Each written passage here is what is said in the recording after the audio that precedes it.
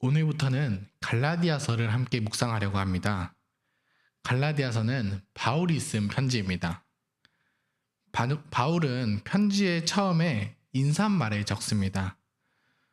하나님 아버지와 주 예수 그리스도로부터 은혜와 평강이 있기를 바란다 라는 내용입니다.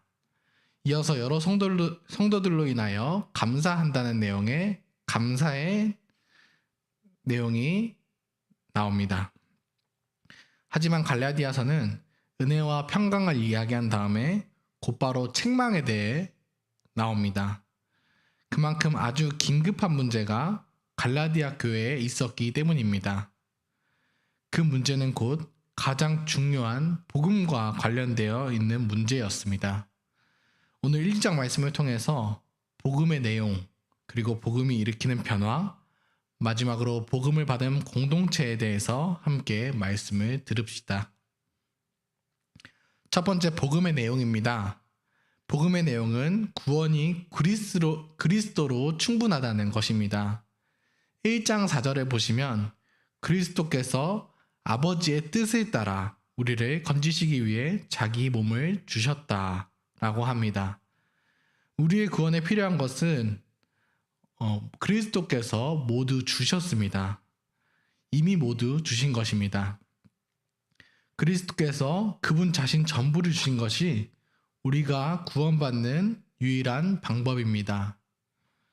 그런데 갈라디아 교회 여러 성도들은 다른 복음을 전하는 거짓 교사들의 가르침을 따라서 이 복음 외에 할 일을 행해야 한다.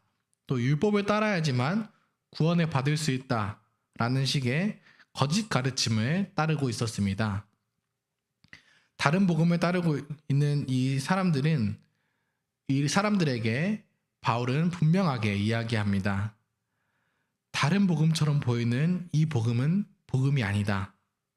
다른 복음은 없다. 라고 이야기합니다. 복음은 오직 그리스도로 충분하다라는 것입니다. 그리스도로 우리의 구원이 충분히 이루어진다는 것과 더불어 그리스도로 인해서 우리가 충분히 만족할 수 있다는 것이 바울의 이야기입니다. 사랑하는 성도 여러분, 혹시 우리는 다른 복음을 따르고 있지는 않습니까?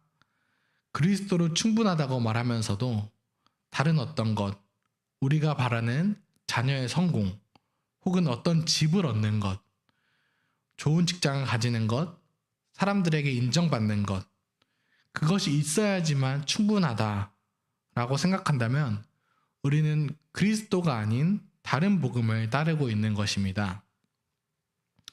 하지만 우리가 따르는 그리스도는 어떤 분이십니까? 직장이나 혹은 자녀의 성공이나 어떤 집이나 그 어떤 것도 우리를 구원하기 위해서 그 자신을 내어주지는 않습니다. 오직 그리스도만이 우리를 구원하기 위해 그분 자신을 내어주시고 또한 그분만이 우리를 구원에 이르게 하십니다. 우리 함께 다른 복음이 아니라 그리스도로 충분한 유일한 복음을 따라서 살아갑시다. 두 번째로 복음이 일으키는 변화는 곧 인격의 변화입니다. 사도 바울은 다른 복음을 따르려는 갈라디아 교회들에게 자신이 전한 복음을 따르게 하기 위해서 이야기를 해줍니다. 그 이야기가 11절부터 자신이 사도가 된 이야기입니다. 그 내용을 요약하자면 교회를 박해하던 바울의 인격을 그리스도께서 변화시키셨다는 것입니다. 이 변화는 다른 사도들의 가르침을 받아서도 아니고 또 자신의 혈육에게 받은 것이나 인간적인 방법으로 이루어진 것도 아니라고 합니다. 오직 그리스도의 계시로 인해서 복음을 깨닫고 또 교회를 박해하던 자신이 이제 교회를 위해서 생명까지 내어줄 수 있는 자로 변화되었다고 이야기합니다. 이처럼 우리의 복음은 우리의 인격을 변화시킵니다. 실은 우리의 상황은 변하지 않을 수 있습니다. 우리에게는 계속해서 문제가 있을 것입니다. 자녀가 변하지 않을 수도 있고 바라던 집을 얻지 못할 수도 있고, 우리가 바라던 직업이나 사람들의 인정 역시 얻지 못할 수 있습니다. 하지만 분명한 사실은 하나님께서 복음을 통해 우리의 인격을 변화시킨다는 것입니다. 바울은 교회를 박해하던 입장에서 박해를 당하는 입장으로 상황이 완전히 변하게 되었습니다. 하지만 사도 바울은 그 변한 상황을 두고 내가 복음 때문에 더 불행해졌다 라고 말하지 않습니다. 오히려 그 변한 자신의 상황에 대해서 감사하면서 자신 있게 이야기하고 있습니다. 사랑하는 성도 여러분, 우리들 역시 하나님을 신뢰하며 살아가더라도 상황이 변하지 않을 수 있습니다.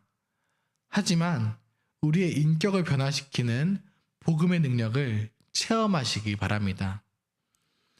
우리가 지나온 모든 어려운 상황들마저도 이 복음이 우리를 변화시켰음을 이야기할 수 있는 참 좋은 배경, 참 좋은 이야기가 될 수 있습니다. 마지막으로 복음을 받은 공동체, 교회에 대해서 이야기합니다. 교회는 오직 그리스도로 충분하다라는 복음을 선포하고 또 서로를 이 진리 위에 세우도록 힘쓰고 또 권면하는 공동체입니다. 22절을 보면 그리스도 안에서 있는 유대의 교회들이 사도 바울을 얼굴로는 알지 못했지만 그리스도로 인해서 사도 바울이 변했다라고 하는 소식을 듣고서 24절에서 그로 말미암아 하나님께 영광을 돌렸다라고 합니다. 우리 역시 우리의 인격과 복음을 통해 변화하는 우리 옆에 있는 성도들의 변화를 보고 함께 기뻐하며 하나님께 영광을 돌리는 공동체입니다. 하나님께서는 이를 위해서 우리에게 직분자를 보내주셨습니다.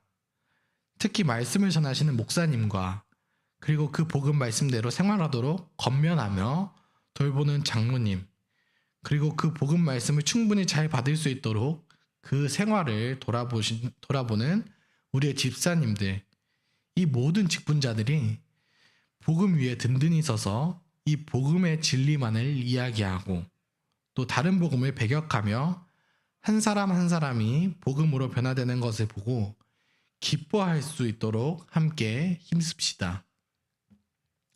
그리고 복음을 받은 우리 모든 성도 한 사람 한 사람 역시 이 교회를 통해서 주어지는 복음의 말씀, 복음의 양육, 복음의 돌봄을 함께 누리며 또한 그것이 필요한 지체들에게 그 지체들이 없는지 함께 돌아봅시다.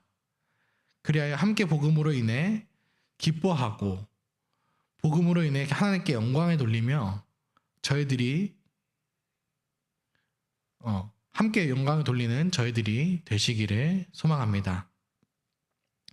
함께 기도드리시겠습니다.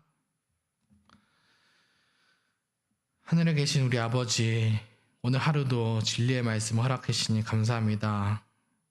아버지의 뜻에 따라 죽기까지 순종하셔서 우리를 구원에 이르게 하신 그리스도께 감사드립니다. 이 세상에는 수많은 다른 복음이 저희를 유혹합니다.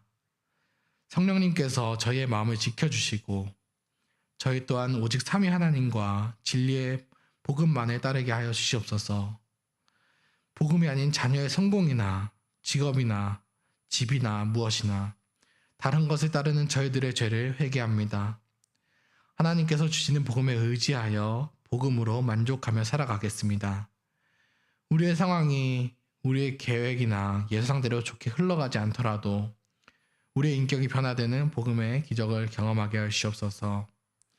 유해신 목사님과 안영중 목사님께서 말씀을 선포하실 때 영이신 하나님께서 입술을 주장하셔서 듣는 이들의 심령을 변화시켜 주시옵소서.